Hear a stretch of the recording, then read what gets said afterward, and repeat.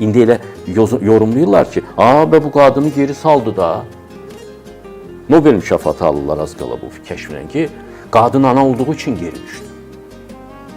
Hara geri düşdü? Analıq elə irəli olmaq deməkdir də. Ona görə də əgər qadın zərifliyini itirərsə, kobudlaşarsa, bundan uşaqlar əziyyət çəkəcəklər. Uşaq tutuna bilməyəcək dünyaya. Uşaq çox zərif gəlir yer üzünə. O heyvanların balaları, məsələn, atlarda, antiloplarda 2-3 saat sonra düşür, qaçır anasını dalayacaq. İnsan balası ilə deyil. O uzun müddət çox köməksiz olur. Ona atanın köməyi, müdafiəsi lazımdır. Ananın nəvazişi lazımdır. Yəni, nəvazişi atadan alacaq. Ata nəvazişli olsa, döyüşkənliyindən itirəcək.